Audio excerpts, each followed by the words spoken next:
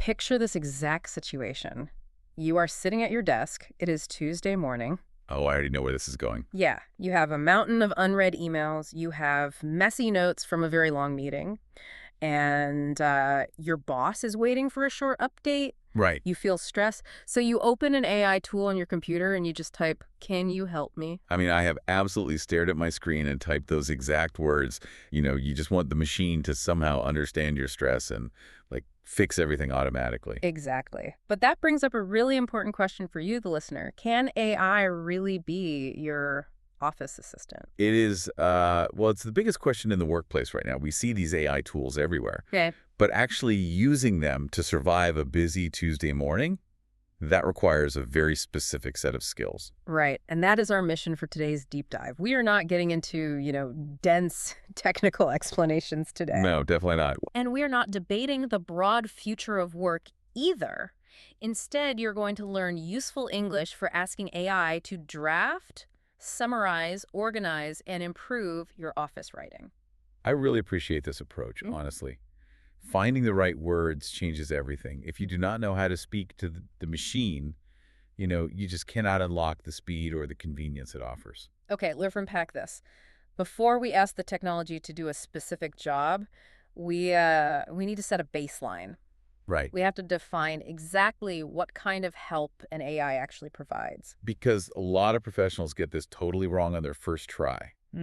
They imagine the AI is like a magical manager that will just take over their responsibility. Absolutely. I remember the very first time I used one, I literally pasted an entire project into the text box and typed, "Handle this." Oh, wow. How did that turn out? Terrible. The result was completely unusable. Yeah, because the system does not know your company's history. It does not know your clients. And this brings us to our first target vocabulary for today. We need to teach the term office assistant. You should think of an AI tool not as a manager, but as a brand new junior team member. Treating it like a new office assistant completely changes your expectations. I mean, if you hire a human assistant on their first day, you would never just point at your computer and say, "Do my work." Right, they would fail Yeah. because they lack context. You have to give them preparation work. Yes, you have to guide them. An AI tool is incredibly fast, but, it is built to help you with a routine task. Let's make sure that concept is clear for the listener. A routine task involves the repetitive, everyday steps of your job. So, sorting data, checking spelling, or organizing a basic schedule. Those are routine tasks. Right. Making a sensitive business decision about a client is not a routine task. Definitely not. The AI is there to handle the busy work. That way you can focus your human brain on the high-level strategy. Exactly. But this still leaves a really practical problem. What does prompt mean in a real situation? Like, how do I actually give these instructions? Well, that requires learning the most fundamental word in this technology. The word is prompt. A prompt is the instruction you give to an AI tool. So it is just the specific sentence you type into the Wait, box. And your early failure with the handle this command, that teaches a harsh lesson about prompts. It really does. Yeah, AI systems are essentially prediction engines. They predict what word should come next based on your instructions. So if your instruction is vague, The prediction will be completely wild and chaotic. exactly, which means a bad prompt guarantees a bad result. If you type, "AI can do my work," that is a bad instruction. Right. It forces the machine to guess your tone and your audience. A better mindset is, AI can help with routine tasks, but I need to review the final work. You need to give it a specific job. Okay, let's look at a practical situation from our Tuesday morning scenario. You have a page of random, messy thoughts about your upcoming week. A great way to handle that is with this exact example prompt. You type, "Help me organize these notes into a short task list." Oh, that works so well because it removes all the guesswork. You gave it an action verb, organize. You told it the material to use, these notes. And you define the format, a short task list. If we connect this to the bigger picture, managing an AI is just like managing your own workflow. Clear communication with a human team prevents confusion, right? Yeah, absolutely. Well, clear instructions for a machine prevent frustration, you provide the boundaries, and the technology does the heavy lifting. It puts the responsibility back on the user. So let's end this first block with a very clear mini takeaway. A clear prompt gives you a better result. A clear prompt gives you a better result. I like that. But organizing a task list is the easy part. The real stress of that Tuesday morning is when you have to write something totally new. Oh, yeah? You have to message your boss, Yeah. and you have absolutely no notes. You just have a blinking cursor on a blank screen. The blank page is universally terrifying. Staring at an empty screen can completely freeze your brain, even if you know exactly what you want to say. Getting the first few words out is always the hardest part of work. You worry about sounding smart, so you type a sentence, delete it, type it again. And suddenly 10 minutes vanish. Yes. Every time. This is where your new Office Assistant becomes incredibly valuable. To beat the blank page, we need to introduce a new piece of vocabulary. The word is draft, or specifically, first draft. Let's define that for the listener. Right. A first draft is a rough, early version of a piece of writing. It is not finished. It is just the very first attempt. Right. Think of a first draft like a piece of wet clay.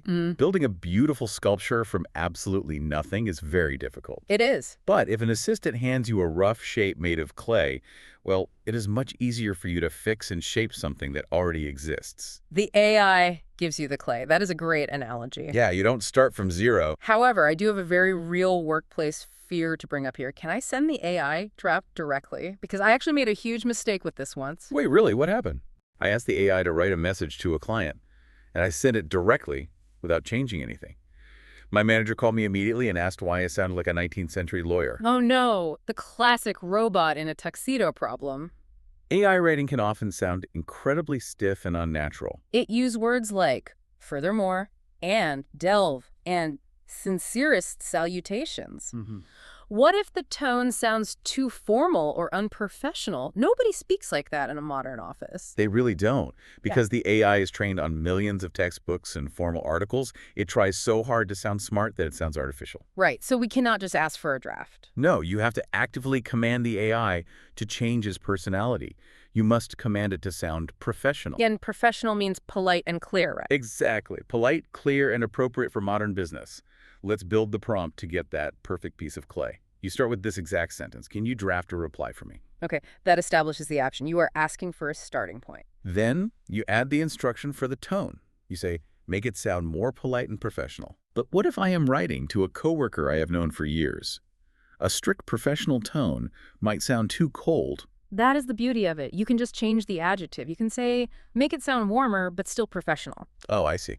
But there is one more trap here. AI loves to talk. If you ask it to draft a reply, it might write 5 long paragraphs. Which nobody wants to read. Exactly, which is why you apply constraints. Here's the required example for the listener. Imagine you need to message your manager. You type, can you draft a short reply to my manager? Please make it polite and professional. Keep it under 100 words. I love that. It asks for the draft, it fixes the tone, and it limits the length. You get perfect wet clay in 2 seconds. Yes. And once it is on your screen, you have to tell yourself this truth. This is a first draft, not the final version. Mentally repeating that takes all the pressure off. You do not have to accept the computer's work. You just tweak a few words, and the email is done. You successfully managed the blank page. So the mini takeaway here is ask AI for a draft, then review it yourself. Ask AI for a draft, then review it yourself. Okay, but let's look at the final challenge in our Tuesday morning scenario. We handled the blank page, but now we have the opposite problem. Information overload. Yes. You just got out of a 2-hour planning meeting. We all have that one coworker who rambles on and on. Oh, always. They talk about their weekend for 15 minutes before finally mentioning a project deadline. Now you have messy notes, and your boss wants a short update. This requires a totally different workflow. Let's define that term. A workflow is the step-by-step process you use to get a specific job done. Right. Writing an email from nothing is one workflow. Processing a huge wall of text is another. And those messy notes are overwhelming to look at. Think of messy meeting notes like a jigsaw puzzle, but someone has thrown all the pieces randomly across the table. Yeah, that is exactly what my notes look like. If you take those scattered puzzle pieces, hand them to the AI, and just type, make this better, the AI will fail. Because make this better is a terrible prompt. The AI does not know what picture you are trying to build. Exactly. You must give the tool a specific job. The target vocabulary word here is summarize. To summarize means to take a massive amount of information and distill it down to only the key points. But I want to ask realistically, how do I ask AI to summarize meeting notes without losing the context or trusting the machine too much? That is a very valid concern. Yeah, like what if the machine decides the project deadline is not important and just deletes it? Because the AI is just looking at mathematical patterns, it can absolutely miss the point. This is why we use specific phrases. First, you type, summarize the key points from this meeting. Let's break that down. Key points are the big essential ideas. You are telling the AI to hunt for the actual business decisions. Yes, filter the noise. Then you give the next instruction. You type, turn these notes into a short update. Turn these notes into a short update. Yeah. Right? That gives the AI a clear format. Yes, you gave it the puzzle pieces and you showed it the picture on the box. But this brings us to the most critical part of today's deep dive. You mentioned trusting the machine too much. There is a mandatory safeguard you must use. Before you do anything with that summary, you must say to yourself, I will review it before sending. That is just non-negotiable in an office. We call this safeguard human review. Human review means a person checks the AI result before it is used. People skip this step all the time because they are in a hurry. So what does this all mean? Why is human review so important?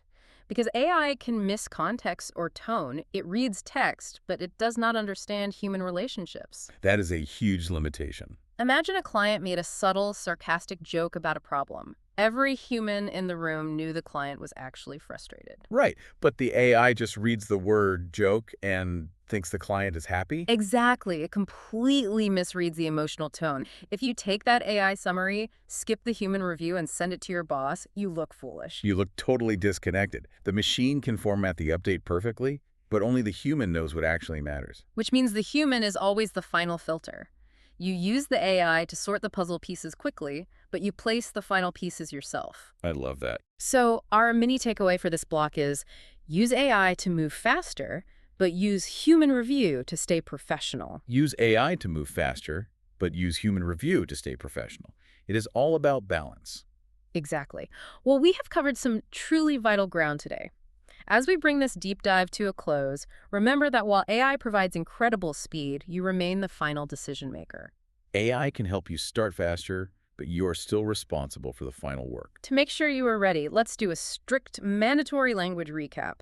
These are the exact English phrases you need to remember. Listen closely. First, when you are staring at a blank page. Can you draft a reply for me? Can you draft a reply for me? Next, to fix the robotic tone.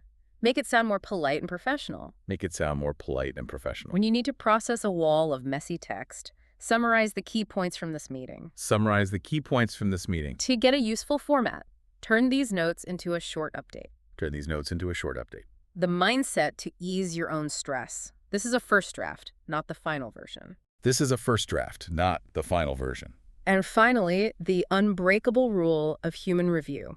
I will review it before sending. I will review it before sending. If you actively use those phrases, you will transform a confusing piece of software into an amazing office assistant. You will totally survive that Tuesday morning. You really will. I want to leave you with one final thought to explore on your own. What is one office task where you would ask AI for a first draft?